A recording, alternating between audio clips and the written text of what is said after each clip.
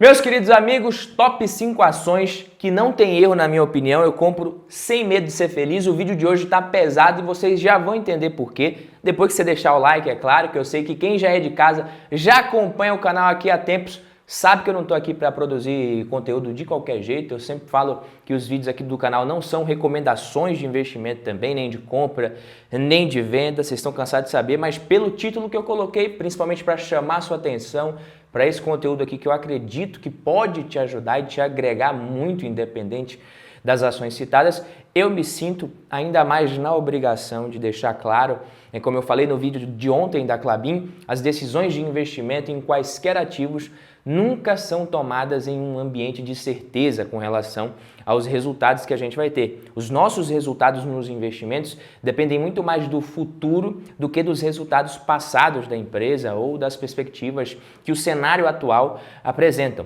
Por isso eu também não invista com base em algum evento que vai acontecer, com base em eleições, nisso ou naquilo. Esquece isso, é longo prazo, porque nesse universo de probabilidades e possibilidades diferentes, a única saída é investir com margem de segurança e diversificação. Essas 5 ações que eu trouxe aqui são de setores perenes, empresas que são referências nos seus setores. Não coloquei nenhuma estatal no meio, que é para tirar também esse risco da jogada de uma vez por todas. Não que eu ache errado em investir em empresa estatal, mas nesse tipo de vídeo aqui, nesse vídeo especificamente, eu quis trazer somente empresas de controle privado de setores perenes com bom histórico. E para o final do vídeo, claro, eu deixei as 2 ações com maior potencial de retorno no momento na minha visão. A primeira ação da lista é Itubi4, Banco Itaú, mas poderia ser Itaúsa também perfeitamente, porque uma ação de um grande banco, do maior banco privado da América Latina, eu poderia resumir a tese aqui em 3 pontos: segurança, alocação de capital eficiente e qualidade. Vale lembrar que o setor financeiro é um dos mais importantes da Bolsa de Valores brasileira, com um peso muito grande no Ibovespa, inclusive. Então, eu acho que em uma carteira de ações bem diversificada, cabe sim um grande banco. Por isso que eu coloquei Itaú na lista aqui, ou Itaúsa, que na minha visão é o melhor do país. É um setor perene e seguro também, ninguém pode falar o contrário, porque o combustível para uma economia crescer, aqui nos Estados Unidos, na Europa, na Ásia ou em qualquer lugar do mundo, o combustível para uma economia crescer é justamente a maior fonte de lucro dos grandes bancos. E eu estou falando aqui da atividade de concessão de crédito. É o motor da economia. Por isso, banco sempre vai ganhar dinheiro em qualquer lugar do mundo. A atividade bancária evoluiu muito desde sua invenção, há muitos e muitos anos, mas o princípio é o mesmo. E vai continuar evoluindo tecnologicamente, principalmente, e muito mais rápido, certamente, mas o princípio vai seguir sendo o mesmo para sempre. São instituições que têm, dentre os seus principais objetivos, a concessão de crédito, tanto para pessoas físicas quanto a empresas. E cabe uma ressalva aqui também muito interessante: o mercado de crédito no Brasil sempre foi e ainda é muito concentrado na mão dos 5 maiores bancos que a gente tem. Isso colocou muita grana no bolso deles ao longo do tempo, mas eu acredito que essa concentração ela vai diminuir ao longo do tempo. Os bancos têm outras atividades também que são importantes fontes de receita, como a prestação de serviços, conta corrente, cartão de crédito, gestão de recursos, enfim. E a concorrência das fintechs vai ser forte em todas essas áreas, pode ter certeza. Os grandes bancos vão sofrer sim, vão perder margem, vão perder rentabilidade, vantagem competitiva também. E para seguirem lucrativos, vão ter que se reinventar, encarar essa realidade de forma mais eficiente possível, seja implementando mudanças operacionais internas, ou mesmo através de fusões e aquisições, enfim. E nesse aspecto, o Itaú é o mais bem preparado dos grandes, na minha opinião. Além disso, os bancos aqui no Brasil, não sei se vocês sabem, mas devem saber sim, eles estão sujeitos a uma regulação bem rigorosa. E essa regulação acaba sendo um fator necessário e importante, não só no Brasil, mas no mundo inteiro para a atividade bancária, porque uma deslizada de um banco desse, uma passada errada que eles dão, a merda pode ser muito grande. A insolvência de apenas um banco do nível do Itaú é capaz de afetar drasticamente a economia de todo o Brasil. Não pensa você que se um Itaú, um Bradesco da vida quebra aí, que no outro dia tá tudo tranquilo, é só o banco que se deu mal, o acionista e acabou. Não, uma coisa dessa aí pode afetar economias até de outros países, Então, Quem já acompanhava o mercado em 2008 sabe como a coisa foi feia lá no efeito dominó, na crise do subprime. Por isso que eu acho que ser sócio do banco mais rentável do país, do banco mais eficiente, é válido para a minha composição de carteira. Se você investe nesse setor, você precisa se ligar nisso que eu vou te falar aqui agora. Em qualquer empresa do setor bancário, né, os fatores que mais afetam as empresas desse setor são o crescimento da atividade econômica, o crescimento do PIB em geral, né, a taxa de juros, inflação, emprego e renda da população afeta também, a confiança do consumidor e dos empresários, economia em geral, crescimento do crédito, a inadimplência, os spreads também, como eu disse, a maior competição em crédito e serviços também está afetando esse setor e muito por conta das fintechs. Se você investe nesse setor, você precisa entender os impactos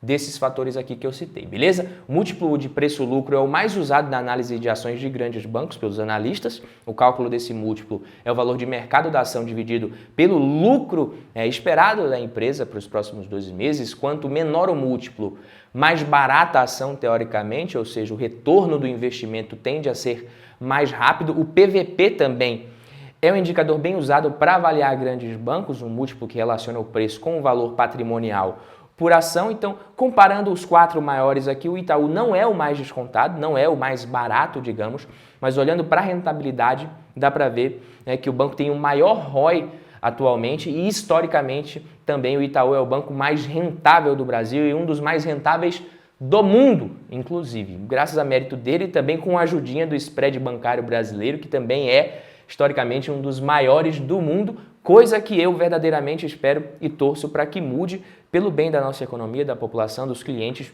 como um todo. A segunda ação da lista é ENGIE, EGIE3. A ENGIE, que era a maior geradora de energia privada do país, até a gente ter a privatização da Eletrobras recentemente, foi uma privatização cheia de jabutis, mas foi, né? E aproveitando para comentar aqui uma notícia recente a respeito da ENGIE, é o seguinte, a empresa assinou um contrato para a venda da usina termoelétrica de Pampaçu, no Rio Grande do Sul, por 2,2 bilhões de reais. Essa venda é parte do plano da elétrica de se tornar a maior geradora de energia 100% renovável do país. Hoje a empresa tem 75 usinas e capacidade instalada superior a 8,4 gigawatts. O dinheiro da venda, ele chega até numa boa hora, quando a empresa precisa investir e não tinha também mais tanto espaço para alavancagem, para o seu crescimento ali. E a ENGIE é aquela coisa, né? Setor elétrico é mais do que perene, segurança, previsibilidade de receitas e lucros. Ao longo de mais de 20 anos de atuação aqui no país, ela já dobrou a capacidade instalada, mais que dobrou a capacidade, com um desempenho operacional muito bom e um crescimento médio também bem consistente, bem interessante, tanto de lucro líquido quanto em termos de geração de caixa, né? Resultados muito bons e de forma sustentável, que é importante falar. E por isso a companhia ela permanece, na minha opinião, bem posicionada para capturar novas oportunidades no setor e seguir crescendo de acordo com a sua estratégia de energia renovável. Em carteira de longo prazo não pode faltar ação do setor elétrico, na minha visão, e na minha não falta ENGIE. Como vantagens competitivas e pontos positivos aqui da empresa, eu poderia citar um bom desempenho operacional acima da média do setor, uma das empresas com melhores práticas de governança corporativa do setor elétrico brasileiro, além da estratégia de contratação ali de longo prazo, de contratos de venda de energia de longo prazo que são indexados à inflação, o que traz ainda mais segurança para o investidor, já que as ações de empresas do setor elétrico são para investidores ali que às vezes estão buscando mais geração de renda passiva mesmo, com recebimento de dividendos. De modo geral, as companhias do setor normalmente são boas pagadoras de dividendos, sim, tá? Então a ENGIE, no caso, apresentou um dividend yield médio bem interessante nos últimos anos, como vocês podem ver, e quando você observa o crescimento dos dividendos, né, fica ainda mais evidente que a empresa remunerou o acionista muito bem, de forma consistente e sustentável. Esse ano ela deve pagar ali bons dividendos na casa de 8 a 9% ao ano nos próximos 12 meses. Na sequência, vamos de ação de empresa top 1 da Bolsa Brasileira, na minha humilde opinião aqui. Essa é aquela ação que passa, por exemplo, no checklist do Warren Buffett, sem dificuldade nenhuma, podemos dizer. VEG3, né? A VEG é uma empresa que atua de forma verticalizada e com uma flexibilidade produtiva muito grande. Isso permite que a empresa consiga atingir diversos mercados em diferentes segmentos, com vários produtos,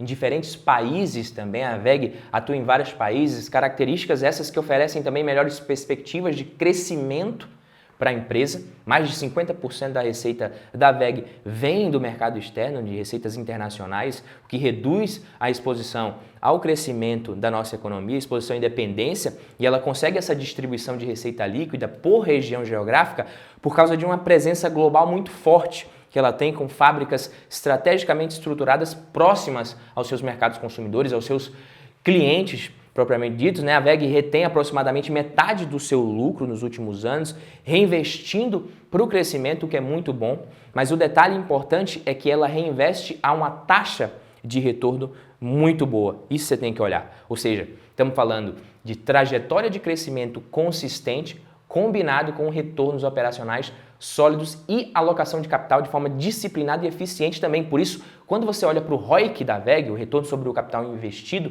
ele está lá em cima.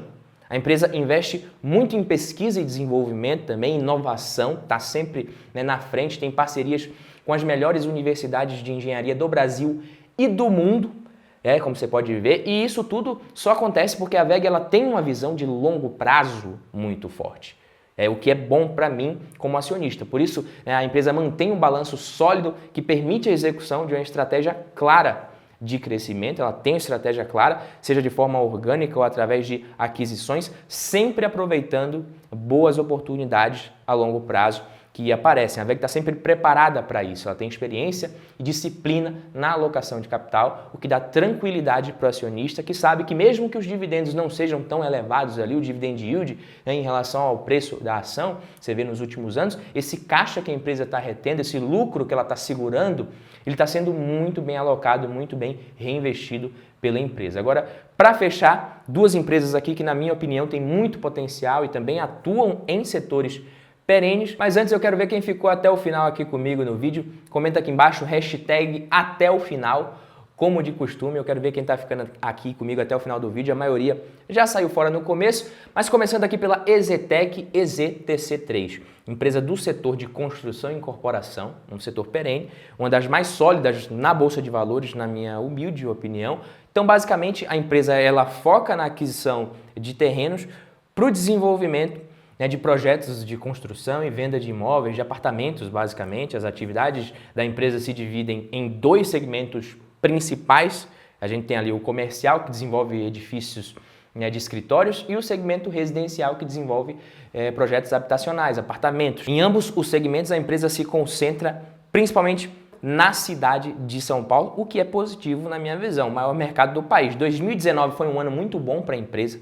Sucesso pra caramba de lançamentos ali, as ações explodiram naquele ano, subiram quase 200%, boas perspectivas para 2020 e tal, mas aí veio a pandemia, ferrou com tudo, com qualquer tipo de projeção ou guidance da empresa, tanto que ela até tirou. O ritmo de vendas foi muito impactado por conta das medidas de isolamento e do cenário econômico, tudo isso impactou. Depois as ações até se recuperaram um pouquinho em 2021, mas a inflação veio forte, as taxas de juros subiram, o que impacta diretamente o desempenho da construção civil aqui no Brasil. As ações caíram muito, estão baratas, na minha opinião, vêm sendo negociadas abaixo do valor patrimonial, PVP de 0,95, se eu não me engano. A empresa tem um baita banco de terrenos também, uma posição de caixa líquido bem alta, bem tranquila, o que deixa a EZTEC ali muito bem posicionada para surfar um novo ciclo positivo no setor de forma organizada e eficiente quando isso acontecer. Uma hora as vendas começam a acontecer a todo vapor,